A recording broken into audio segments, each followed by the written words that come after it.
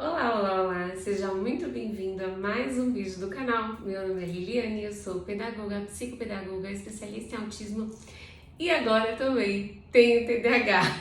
Descobri que tem aí um tempinho já, mas hoje eu quero compartilhar com vocês a minha experiência com a medicação do TDAH. Bora lá? Prestem bem atenção, principalmente os pais, porque nesse período em que eu passei por 2 medicações do TDAH, eu percebi que a gente não se dá conta dos efeitos nas crianças e talvez alguns comportamentos que sua criança vem tendo pode ser em decorrência da medicação. Então hoje eu vou contar para vocês a minha experiência e que fica de alerta para vocês, pais, para entenderem aí, perceber como a medicação está atuando na sua criança. Bora lá então? Seguinte, antes de eu começar, não esquece de deixar seu like, seu comentário, acessar os links pra gente continuar esse papo. Quem sabe até você agendar um horário aqui no consultório para conversar comigo e eu poder atender sua criança. Enfim, estou à disposição para ajudar vocês. Bom, continuando, vamos falar então da medicação. Antes de eu contar para vocês a minha experiência, eu quero lembrá-los que eu tenho um filho com autismo e que meu filho passou por muitas medicações, mas que naquela época eu não tinha a experiência que eu tenho hoje em mim, no meu corpo, o processo da medicação. E é por isso que eu quero compartilhar com vocês, porque 2 coisas que eu percebi nessa situação toda foi que a primeira, a gente perde um tempão achando que a medicação é só para resolver o comportamento, é só para a criança dar sossego pra gente, né? Principalmente é uma criança com TDAH, que às vezes ela é muito agitada, ela não para, e aí toma Ritalina, a criança fica super concentrada, super centrada, e aí o que acontece? A gente perde a oportunidade, nesse período de centramento, de concentração, de ensinar os comportamentos adequados. A gente está tão cansado, tão esgotado, que a gente nem nota que tem essa possibilidade de trabalhar os comportamentos dos nossos filhos no processo que ele está ali de medicação. E aí eu falo isso com vocês, por quê? Porque eu cometi esse erro com meu filho. Naquela época, há muitos anos atrás, há mais de 10, 12, 13 anos atrás, o Vinícius passou pelo processo da Ritalina e chegou a 6 Ritalinas por dia. Até que eu falei pro médico, eu falei assim, olha, desculpa, mas não faz diferença mais. Ele continua com os mesmos comportamentos, então a gente vai tirar a medicação. E aí a gente tirou a medicação e ele foi vivendo sem, ele vive até hoje sem o medicamento de nenhum tipo e seguimos assim. Só que nesse tempo todo, né, de uns anos pra cá, eu suspeitei que eu tivesse TDAH e aqui que entra a minha experiência, porque lá com meu filho eu só via a melhora do comportamento, a tranquilidade que ele, né, acabava tendo e também eu tinha, porque o Vinícius era extremamente levado, ele, né, fazia um monte de coisa que dava muito trabalho. E aí agora, quando eu tomei o medicamento, qual foi o meu impacto? Porque uma coisa é a gente suspeitar o diagnóstico, outra coisa é ter certeza. Então eu passei por um processo de avaliação neuropsicológica, eu fui e ainda estou sendo acompanhada pelo psiquiatra, e juntos chegamos à conclusão de que sim, eu tinha TDAH, eu tenho TDAH, e meu TDAH é hiperativo impulsivo, né, que é o que mais ressalta. Então eu falo pra caramba, eu sou muito agitada, eu tenho um pouco de dificuldade de me controlar em algumas situações, então eu preciso estar o tempo todo, eu me cobro nessa questão comportamental, de que eu preciso me controlar, eu preciso parar de falar, eu preciso... Então eu fico sempre nesse impasse. E aí a medicação chegou.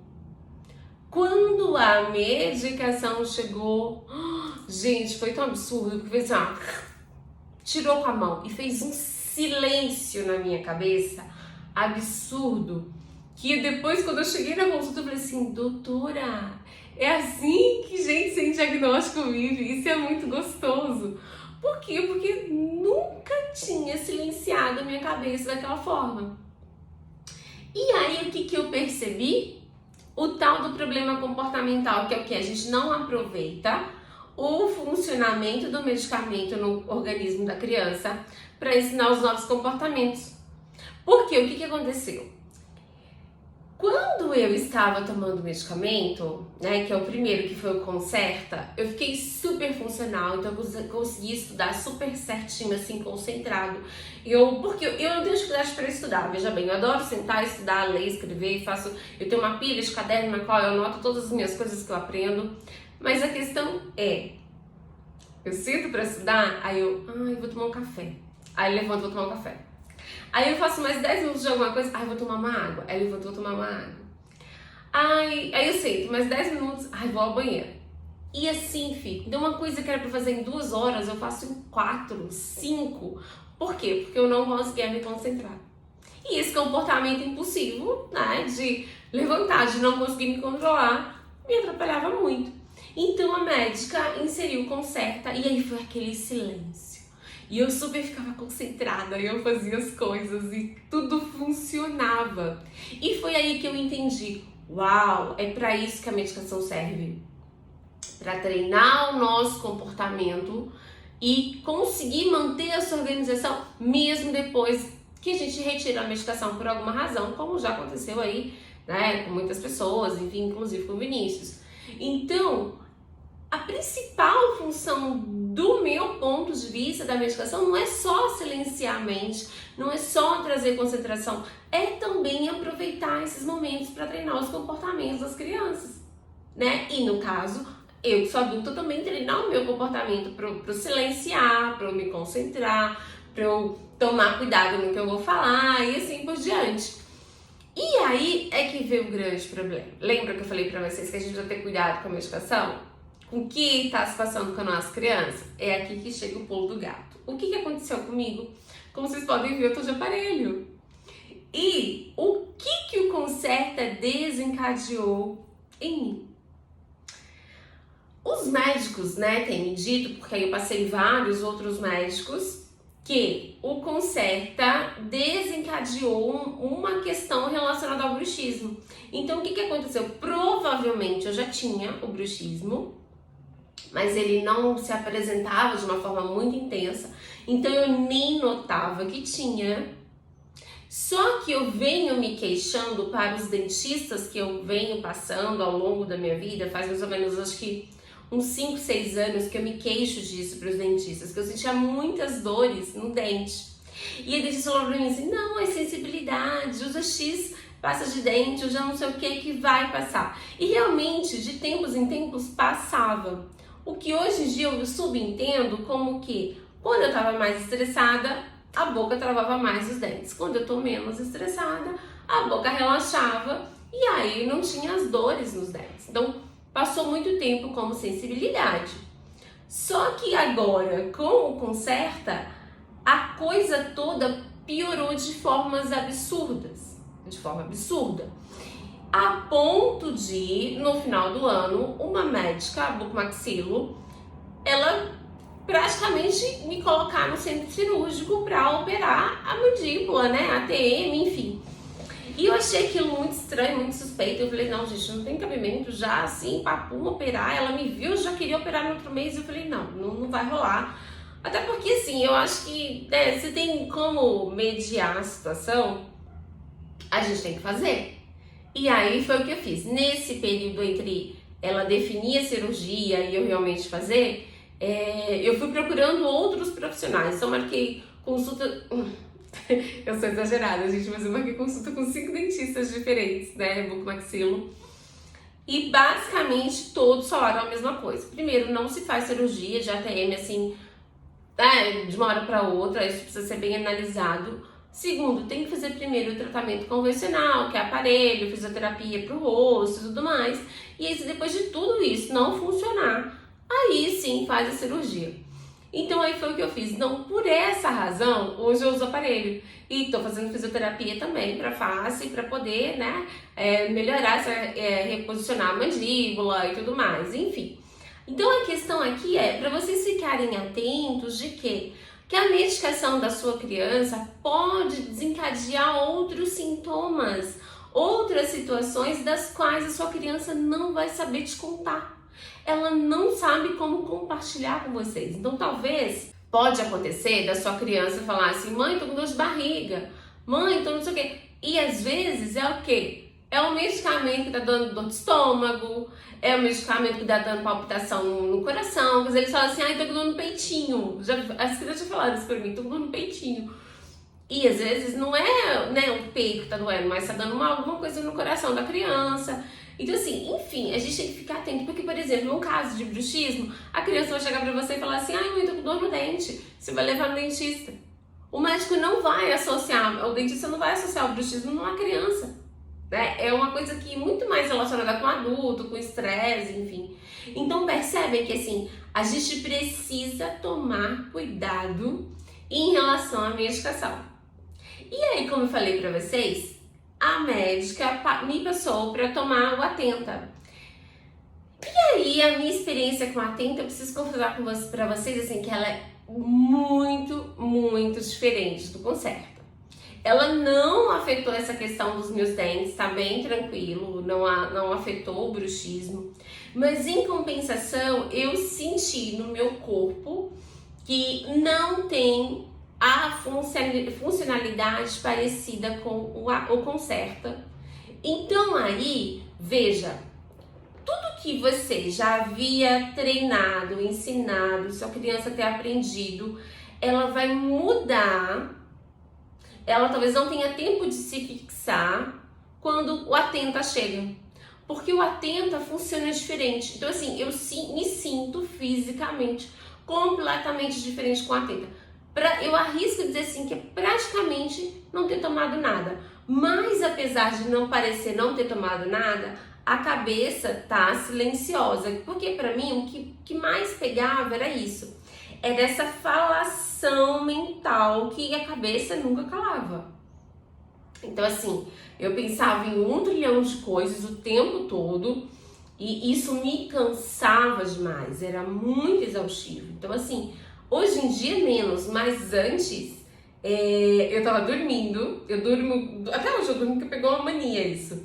Eu durmo com um caderninho do lado da minha cama, assim, ou dentro da gaveta, mas enfim, tá sempre um caderninho lá, porque às vezes eu tava dormindo, aí eu tinha uma ideia, assim, não sei como, mas a ideia brotava lá na minha cabeça. Eu acordava e eu anotava a ideia pra poder aplicar com o paciente, porque aquilo ia funcionar pro paciente. Então assim, a minha vida toda foi assim. A vida toda foi assim. Então, para vocês entenderem o quanto é difícil também para as crianças de vocês.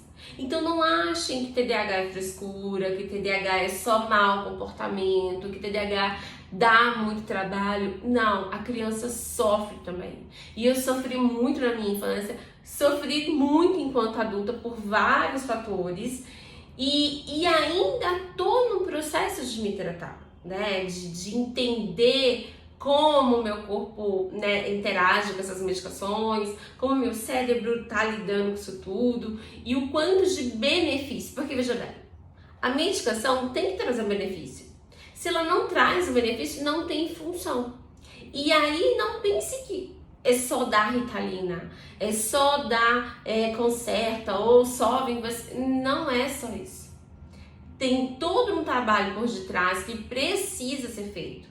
Que aí aqui entram 2 pontos. O acompanhamento focado nesse emocional, nesse psicológico, para trabalhar as questões próprias do TDAH, no sentido de que esse emocional fica um pouco abalado. E aí eu digo para vocês que fica, por quê?